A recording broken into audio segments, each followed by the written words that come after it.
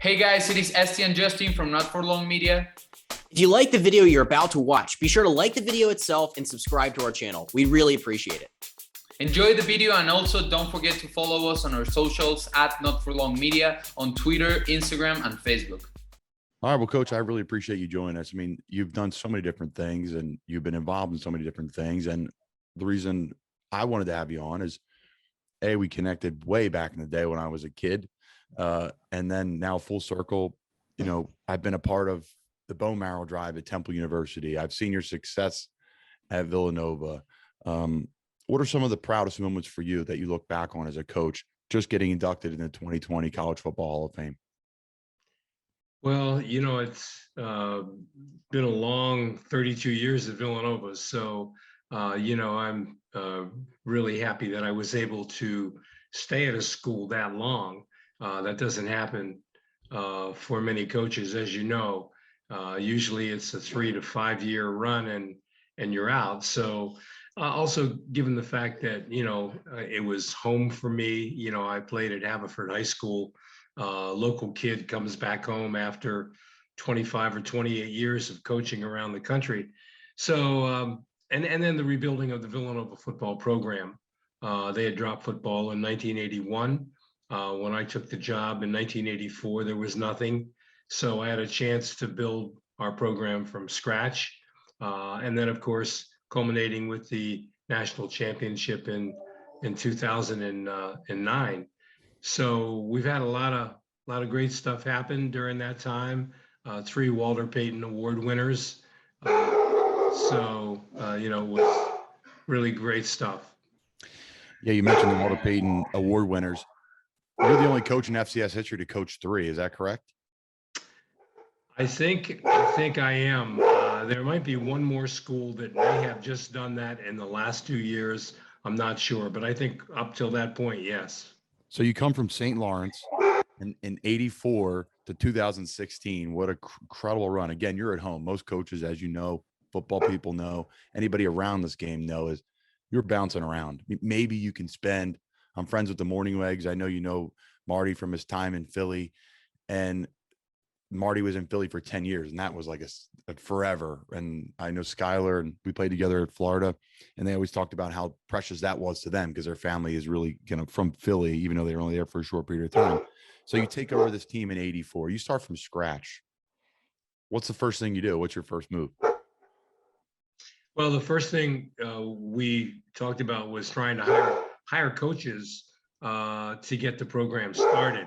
So, when you're hiring young coaches to get them started, it's a difficult process. I wasn't able to go out and get veteran coaches. So I had to hire guys that were up and coming, young guys that I thought had the potential to really get it done. And a lot of guys with no real experience recruiting.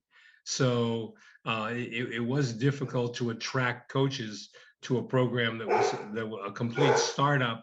And then, ask them to make a commitment to stay, because continuity is so important in order to have a winning program. You can't have coaches coming and going. I think the only program that can handle that is Alabama.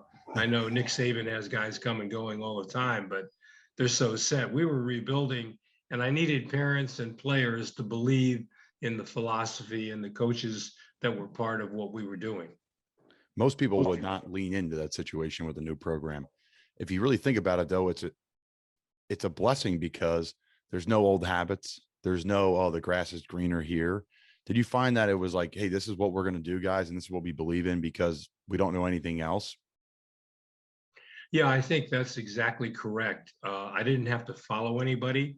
So it wasn't like, I was following an icon or something like that. And I could structure the program exactly the way I wanted it, starting from scratch. And, I was fortunate because I had coached in rebuilding programs pretty much my whole career. If I take a look at some of the places where I was before, the main place was Brown University, and Brown was one of the worst teams in the Ivy League when we went there with our staff. And I was a young assistant at the time and spent 6 years recruiting there and building that program And during that time, we won an Ivy title and had more victories in the league than anybody in the Ivy League. And then I moved to St. Lawrence, which was a rebuilding program in Division III. And again, rebuilding it from scratch gave me the experience and the heartache sometimes of, it takes 2 or 3 years to get a program up and running. But we were fortunate at Villanova because we were out of the box. I think we were 18-1 in the first 2 years of play. So we had a lot of early success, which attracted a lot of local athletes to stick around and want to come to Villanova. Was that your base of talent at Villanova? I mean, I guess at the Division I AA level, a lot of people are trying to recruit local and trying to, find the gems in the area. Was that your approach as a coach, is we're going to win locally? Well, the philosophy that I had, because, coming from Brown, we were recruiting in the country, we were recruiting nationally. But I knew, having grown up 2 miles from the Villanova campus, that Villanova definitely had a great name in the Philadelphia area. So I started recruiting locally first. And then after 4 or 5 years, we spread to California and started recruiting the Midwest a little bit and into Florida. So, with the basketball program winning the national championship my first year there, Rollie Massimino in 1985, they won the national championship. So Villanova was on the map nationally at that point.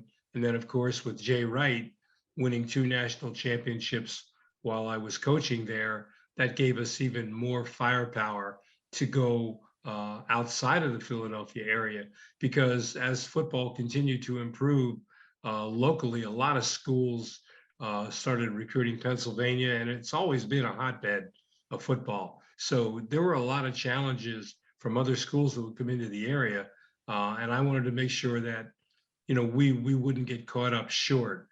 So the national recruiting helped us quite a bit. Yeah, that's an interesting approach, because there is so much talent in Philly, but there's a lot of people that come in and try to pluck that talent out and recruit nationally as well. So you coached with Coach Massimino. I mean, I coached alongside of him, and then Coach Jay Wright. You were there for a lot of success for the basketball program. Can you talk about those 2 individuals and why they're so successful? Well, Rollie was a very, very unique individual for sure. Very hot-tempered, very emotional, and at times very controversial. So Jay happened to be an assistant on Rollie's staff, so I was able to align myself with Jay a little bit and get to know him as well. So with Rollie, I think the drive and the force and the determination to be successful, and he definitely worked on fundamentals. The Villanova basketball team was always tough on defense. He wasn't fancy. He really built everything around playing defense, and he was tough. He was rough on people around him as well. I mean, you had to really roll with him, but he had a heart of gold, and I had him talk to our team several times during our beginning years. And then, with Jay Wright, now you go from Rollie on the sideline, disheveled, with his shirt tail out and, sweat pouring off his brow, to a matinee idol in Jay Wright. I mean, Jay in the great looking suits and, very dapper, cool looking dude. He was really the personification of class and style. So you almost went from opposites from Rollie to Jay. And Jay had a magnificent, and does have a magnificent personality. I've had him, visit with our team. He's friendly with everybody. He'll talk to anybody, and just a terrific coach as well. When you close the doors and you get Jay Wright inside of his building and he's coaching those guys, he's every bit as rough and tough as Rollie Massimino was, within the basketball court. I mean, those kids knew when Jay Wright blew the whistle, it was time to play. So coaching has changed over the years, right? You talked about Massimino, right when you just got there in the 80s, and then now Jay Wright. It's 2021. Times are different. You've coached through all different times. Where I remember growing up, and if we practiced well, we got one water break. This is 8th grade football in Bucks County, Pennsylvania, right? And then, I hear the stories of Fred Dupree, who's my father-in-law. He talks about the Dixie Cup, of water at practice and the hard coaching. And I've got it all. And I was very lucky to be coached by some really tough coaches, Steve Devlin, and then Mike Carey, who came over from the Central Bucks West, Mike Pettentree, and Mike coached the hell out of me and made, honestly, that coaching staff of Wood is why I'm in the NFL today. So what was your approach as a coach? And it changed over the years, did it not? Yeah, I think so. I think the era that you're talking about was the era that I came up underneath some very difficult coaches, tough guys, no water on the field, and all that type of thing, and wind sprints, and if you did something wrong, everybody was running the hill, and Up, that downs. type of thing. Yeah, up downs, the whole thing, Yeah. and so with me. There was a growing process to adjust to the different skill set and kinds of players that were coming up. I think parents became a little more lenient with kids, and everybody kind of softened themselves, as I did with our staff. So I was really more of scare tactics in terms of, okay, guys, let's go, everybody on the goal line. We're doing 40-yard dashes. So, they groan and moan, and you get ready to blow the whistle, and then you might do 2 of them and say, all right, do we keep going or do we stop and get back to practice? Everybody's, let's get back to practice, so it was more scare tactic than actually rough, tough. I tried to allow my assistant coaches to become very much involved with promoting their particular group. As you know, every assistant coach has pride in his particular area. So they're all going to be pushing their kids really hard to get them to be the very best. So I was fortunate at Villanova. I had a lot of really good assistant coaches. If you take a look at some of the guys that were with me, Dave Clausen, who's, a terrific football coach in the ACC. His team is undefeated right now, and a terrific coach. Just so many guys that have coached for me. When I look back at some of the guys that have gone on and been very successful, I could name 5 or 6 of them. So I was lucky because I had very, very good assistant coaches almost the whole time that I was at Villanova, and that helped make the program what it is today. I think Mark Ferrani, the present head coach, played for me at St. Lawrence University, was my quarterback, and then Mark actually coached our offensive line in the 28 years that he was with me. So when you take a look at Mark Ferrani, who was an All-American quarterback in Division III, and really was one of the best offensive line coaches in the country. So I've been very fortunate to have great assistant coaches. One of the coaches that you coach with, who I've gotten to know well, living in Cape May, New Jersey, is Coach Venuto. Talk about Coach Venuto. I coached with Ricky last year, his son, at LCMR Lower Cape May football, where Matt Caesar played. So there's a lot of those Cape May connections. Can you talk about Coach Venuto and then touch on Matt Caesar a little bit and what he means to Villanova athletics? Yeah, Sam Venuto was my offensive coordinator for 20 years, and really a tremendous football coach. He really had a way of being light years ahead of what defensive coaches were doing. And if you talk to defensive coordinators in our league, they'd always say that Villanova was the toughest team to defend. And that was because Sam was always reinventing himself and reinventing the offense. And his son, Ricky, by the way, I just happened to see. He's at Yale as a grad assistant. Yep. And I recommended him to my college roommate, Larry Ciotti, who is the associate head coach at Yale. And they took Ricky up there. I just happened to see him. I was at Yale this past spring. So it was great to see Ricky following in his dad's footsteps. But he, but Sam Venuto was really the backbone of what we did offensively at Villanova. And then, you know, if you take a look at Matt Caesar, who was another Cape May product, you have probably one of the greatest all-around college football players that played anywhere. I mean, Matt could do anything you wanted him to do: kickoff return, punt return, receiver, running back. You know, he played in the backfield as a quarterback taking snaps. He could do just about anything. He was one of the main reasons, if not the main reason, that we won the national championship. He and Chris Whitney, who's another Philadelphia product that was our quarterback. St. Joe's Prep, right? Yeah. He's a Warminster guy, right down when he drove past Archbishop Wood every day to go to St. Joe's Prep. Good for him. It was the right decision for him at the time, and obviously worked out wonderful. So we'll touch on the national title here. Now we really want to move on to the Andy Talley Bone Marrow Foundation. Talk about the 2009 FCS national title. An amazing run.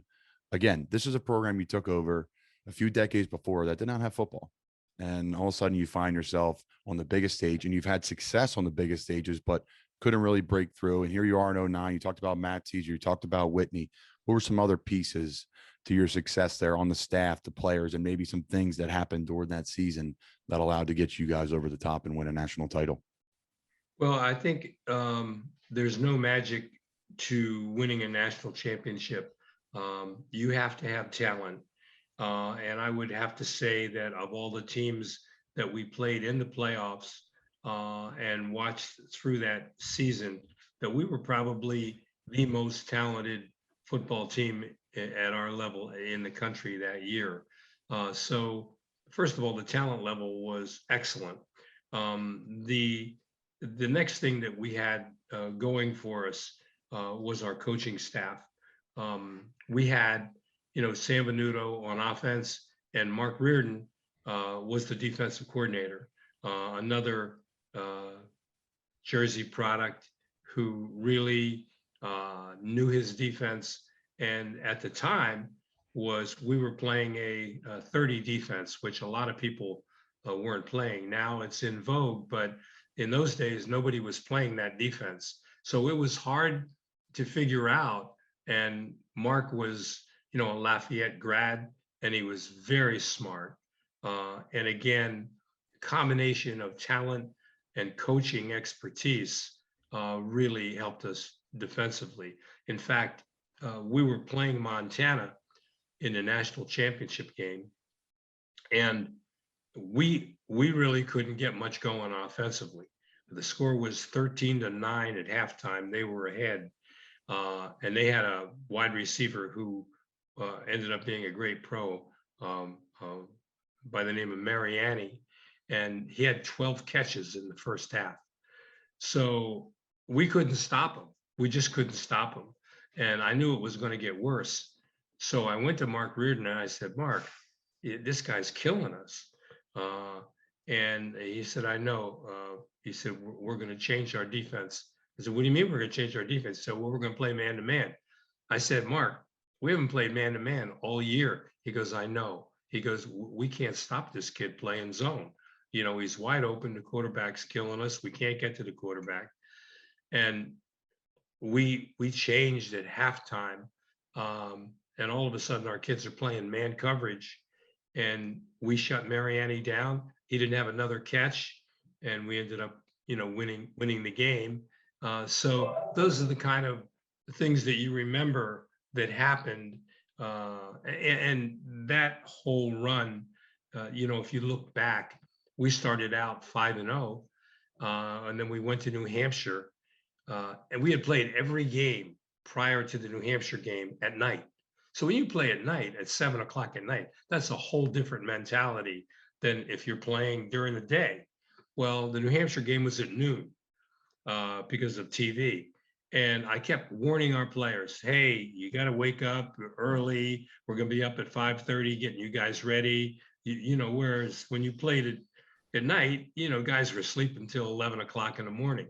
So sure enough, we're out on the field, we kick off, bang. Next thing you know, it's 14-0. New Hampshire has us. Our kids are like sound asleep. And, I'm like, are you kidding me? So we finally get back in the game, but we only had one loss that year, and that we lost the game, I think 24-22, something like that. And I ripped them after the game, which I never do. I never, ever get on a team after the game. But I closed the locker door and I just went after them, and said, I told you guys, I warned you, I told you we have a great team, and you just let somebody who's not even in our league, in the league, they're in our league, but they're not the class team that we were. In any event, we went on, won the rest of our games. And sure enough, who do we get in the playoffs? New Hampshire. But this time we have New Hampshire at Villanova. So usually when you play in New Hampshire, it could be snow, sleet, rain, whatever. So now we get 5 inches of snow. Oh, 5 inches of snow. I'm like, really? Are you kidding me? But anyway, we ended up winning the game, I think 48-7, and went on and won a national championship. So it's crazy. The things that happen during a season like that. And I mean, I could go on about so many other things that happened that gave us the impetus to go on and win the whole thing. It was amazing, really. there's so many little moments. There's so many little plays. There's so many little side stories that I can only imagine. We could do a whole podcast just on that year, probably just on the playoffs, probably just on the regular season. We'd be here all day. And that's the fun part. I tell you one thing I did do, which is a little crazy. I think every coach is, a little superstitious. But during the year, during that season, for some reason, we'd get a flock of geese flying over the stadium at Villanova. We practiced in the stadium. And as you've seen geese in the fall, they fly in a V. So I would stop practice, blow the whistle, everybody look up. I said, there a sign, it's the V. I said, that's, I'm telling you right now, that's a sign. We're going to win the whole thing. Okay. And so it happened 4 or 5 times during the season. As we're practicing, they would fly, and I'd stop practice every time and go, look, it's a sign, the V. And they'd look at me like, you're crazy. You've lost your mind. So we're down in Chattanooga practicing. We went down on a Wednesday. The game was Friday night. And sure enough, during practice, here come a flock of geese over the stadium. And I blow the whistle, stop, and the kids go, I know, we know, we're going to win. The V is here. It's golden. It's just stuff like that, you play up on. So it was great stuff. You have to do it. V for Villanova, V for victory. Coach, V for victory. You have been involved in some amazing things on the field, but off the field, honestly, this has to be one of your greatest feats, the Andy Talley Marrow Foundation. Where do you start, right? 160 colleges, 119,000 total donors, 810 matches. Can you do a brief overview for our listeners of really what this is all about, where it started and where it is now? Yeah, real quick. I started in 1992. I was going to work at about 6 o'clock in the morning, and I heard an oncologist come on the radio, and he was saying that at that time in 1992, there were only 1 million people on the donor list. There's now 20 million people on the Marrow donor list. But in those days, if you had cancer and you needed a transplant, there just wasn't anybody around that could help you. So I went, wow, I've got 90 healthy football players. I can do something about this. So I contacted the HLA registry in New Jersey at the time. They were the ones that were doing bone marrow transplants in the East. And I contacted the gentleman there, and he said, sure, we'll get involved with you. And so we had our first bone marrow donor, program at Villanova that year. And I think we, maybe registered 150, 180 people. But in those days, you had to draw blood to get on the donor list. So you'd see these 300-pound football players, passing out on the floor. And I'm like, oh my God. So now they no longer draw blood. It's a cheek swab. It's a very simple cheek swab. They take 2 Q-tips, run it across your tongue, put it on a slide, and you're now on the donor list. So we started doing that, and I started calling local teams, Westchester, Widener, schools like that, and said, would you get involved with me? So we started out with 7 or 8 teams, and then each year I'd call more coaches and ask them to get involved with me and help me. And eventually, about 12 years ago, we decided to put together a foundation. It's called the Andy Talley Bone Marrow Foundation, a 5013C. I didn't even know what that was. The lady who runs our program with me, Krista Ross, we were friends, neighbors, and she said, I can help you do this. We put this thing together, and so I go out and recruit college football teams now. We have just about every local school in the area, Westchester and Widener, and just so many locals. And now we've gone national and have a lot of coaches around the country that know what we're doing. And so we do Marrow drives around the country every year. Our best year was 2 years ago, before the pandemic. We put 18,000 people on the donor list that year, but we've put almost 100 and, oh gosh, it varies, 118, 119, 120,000 young people on the donor list. So now they're available to people who need this life-saving event. And to get called, it's like 1 in 350 to get called. But because we have so many young people, they found that the best donor, listen to this, the best donor out there is an 18 to 25-year-old male.